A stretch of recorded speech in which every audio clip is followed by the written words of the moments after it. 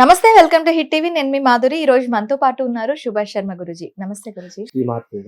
అయితే మనకి శివరాత్రి రోజు ఆడవాళ్ళకి కొన్ని ముఖ్యమైన రోజుల్లో ఈ శివరాత్రి వచ్చింది అనుకోండి. ఆ టైంలో వాళ్ళు నిజంగా ఉపవాస దీక్ష చేయొచ్చా, జాగరణ చేయొచ్చా? అంటే స్త్రీలకు బహిష్టు అనేటటువంటిది ఏదైతే ఉంటుందో, పీరియడ్స్ అనేటటువంటి సమయము, అది ప్రకృతి సహజ సిద్ధంగా జరిగేటటువంటి విషయం. దానికోసం అని చెప్పేసి ఆ సమయం అంటే భగవంతుడికి చేసే ఉపవాసంలో కూడా కొన్ని కొన్ని నియమాలు ఉంటాయి కదా! ఆ సమయంలో మాక్సిమం అయితే చేయకూడదు. ఎందుకంటే మనం బహిష్టుగా మనం ఒక మైలలో ఉంటాం కాబట్టి ఆ సమయంలో ఉపవాసం చేయకూడదు. ఎందుకు? ఇంకోటి, ఆ సమయంలో మన శరీరం అంతా కూడా చాలా నీరసించిపోతుంది. శక్తి లోపిస్తూ ఉంటుంది. నువ్వు ఆ టైంలో కూడా ఉపవాసం ఉన్నావనుకో, నీకు లేనిపోని రోగాలు ప్రాప్తవుతాయి. కాబట్టి ఆ సమయంలో ఉపవాసం ఉండకపోవడమే చాలా మంచి పని అని చెప్తూ ఉంటాము. ఎందుకు పూజా నియమాలు పూజా నియమాలు ఎలా ఉంటాయి అంటే, ఆ సమయంలో అసలు బహిష్టు మనం స్త్రీలకు ఋతుక్రమం జరిగే సమయంలో అసలు వాళ్ళు పూజ చేసుకోవడానికి కూడా అర్హత ఉండదు కదా వాళ్ళకు. వాళ్ళు ఒక పక్కన కూర్చోవడం, వాళ్ళు ఇంట్లో ఉన్నటువంటి వస్తువులను కూడా ముట్టుకోకూడదు అని శాస్త్రము. ఆ సమయంలో ఏంటంటే వాళ్ళకి రెస్ట్ ఇచ్చేటటువంటి సమయం. కాబట్టి ఆ రెస్ట్ ఇచ్చే సమయంలో వాళ్ళు పూజ చేసుకోవడానికి పనికిరాదు, పూజా నియమాలు చేసుకోవడానికి పనికిరాదు, ఉపవాసం ఉండడానికి కూడా పనికిరాదు. కాబట్టి ఇవి చేయకూడదు స్త్రీలు. అయితే స్త్రీలు ఓకే, మరి ఇంటిల్లిపాది చేయొచ్చా తన పక్కన ఆ పెట్టి? స్త్రీ పక్కన కూర్చుందంటే భర్త చేయవచ్చు, లేదా తల్లి చేయవచ్చు, లేదా అత్తగారు చేయొచ్చు. వేరే వాళ్ళు ఎవరైనా చేసుకోవచ్చు. ఎవరైతే ఋతుక్రమమైనటువంటి స్త్రీ ఉంటుందో ఆమె ఒక్కదానికి మాత్రం పనికిరాదు అని శాస్త్రం. అంతే తప్ప ఇంట్లో ఎవరైనా చేసుకోవచ్చు పూజ. అది. శివరాత్రికి సంబంధించి చాలా రకాల అపోహలుంటాయి. ఈరోజు అన్నదానం చేయాలని కొంతమంది అంటారు, కొంతమంది ఉపవాస దీక్ష తీసుకుంటారు, జాగరణ చేస్తారు. అసలు నిజంగా మహాశివరాత్రి రోజు ఏం చేయాలి అంటారు? తెలియజేస్తారని ముందుగా ప్రేక్షకులందరికీ శ్రీమాత్రే నమః, శ్రీ గురుభ్యో నమః. ఓం వందే శంభుమాపతిం సురగురుం వందే జగత్కారణం వందే పన్నగభూషణం మృగధరం వందే పశూనాం పతిం వందే సూర్యశశాంకవహినినయనం వందే ముకుంద ప్రియం వందే భక్తజనాశ్రయం చ వరదం వందే శివం శంకరం. ఇక్కడ శివరాత్రి అనేటటువంటి దానికి అర్థం ఏంటి అంటే, శివుడు ఆవిర్భవించినటువంటి రోజు. ఎలాగైతే మనం పుట్టినరోజులు జరుపుకుంటామో, ఎలాగైతే బర్త్‌డే ఫంక్షన్స్, మ్యారేజెస్ ఎలాగైతే జరుపుకుంటామో, అలాగే చాలామంది ఈ శివరాత్రి రోజున కొన్ని కొన్ని ఆలయాలలో శివపార్వతుల కళ్యాణం చేస్తూ ఉంటారు. అలాగే చాలా మట్టుకు శివుడు ఆవిర్భవించినటువంటి రోజు కాబట్టి శివుడికి అభిషేకాదిక్రతువులు చేస్తూ ఉంటారు. మరి శాస్త్ర ప్రమాణం ఏంటి? దీనికి థియరీ ఏంటి? అని చాలా మందికి తెలీదు.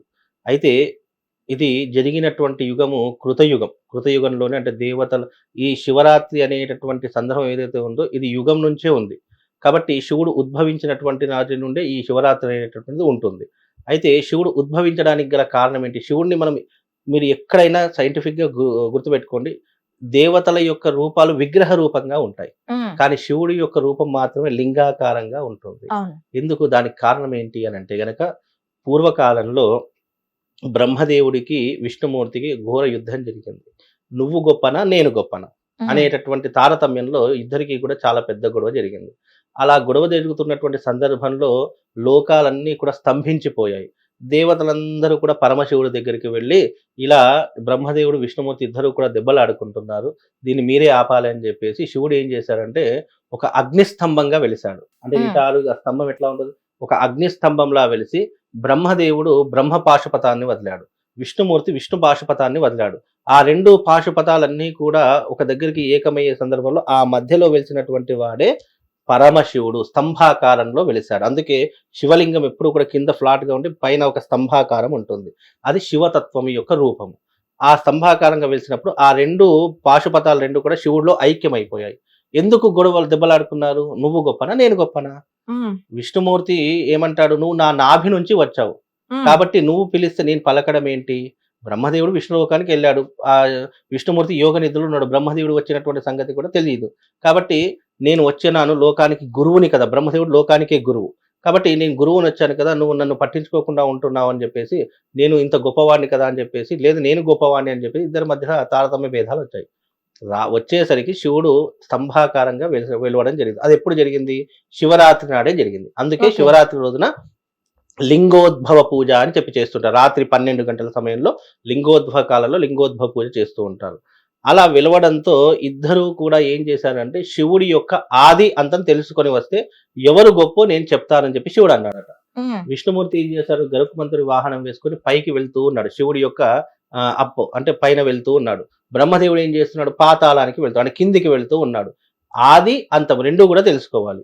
ఆది తెలుసుకునేటటువంటి దేవుడు బ్రహ్మదేవుడు, అంతం తెలుసుకునే దేవుడు విష్ణువు. ఇద్దరు కూడా వెళ్ళి విష్ణుమూర్తి ఎంత పైకి వెళితే అది అంతంత పెరుక్కుంటూనే పోతుంది తప్ప తరగడం లేదు.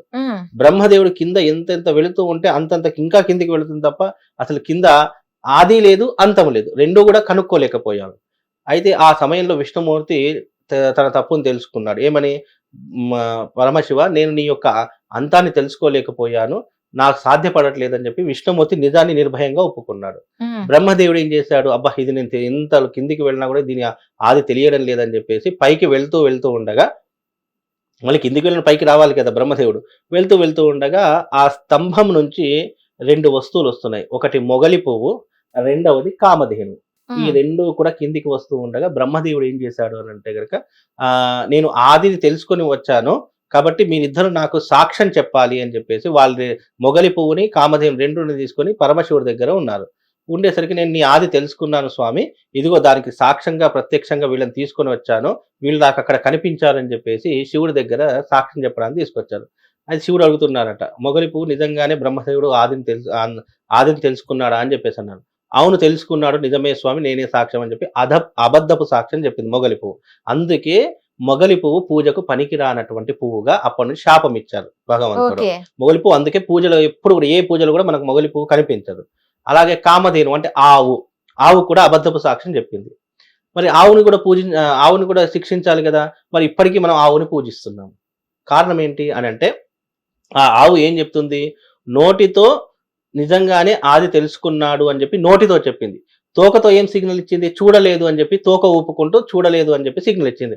అందుకే మనం ఎప్పుడైనా ఆవుకి ముందర పూజ చేయము, అంటే మొహం దగ్గర పూజ చేయము, వెనక భాగం మాత్రమే పూజ చేస్తాం. ఎందుకు, తల భాగం అబద్ధం చెప్పింది కాబట్టి నీ తలకు పూజలు లేవు. కామధేనువుకి అంటే ఆవుకి తలకు పూజ చేయకూడదు, అలా చేస్తే పాపము.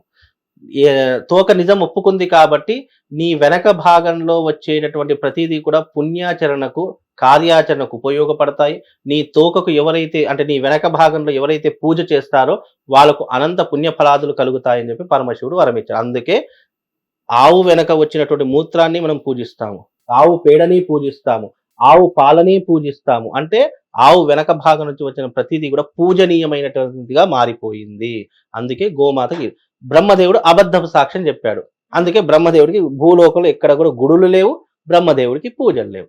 కాబట్టి ఆ సమయంలో ఉద్భవించినటువంటిది శివలింగం. అందుకే శివరాత్రి రోజున ఉద్భవించిన శివుడికి అభిషేకాది క్రతువులు ప్రారంభం చేయడం మొదలైంది.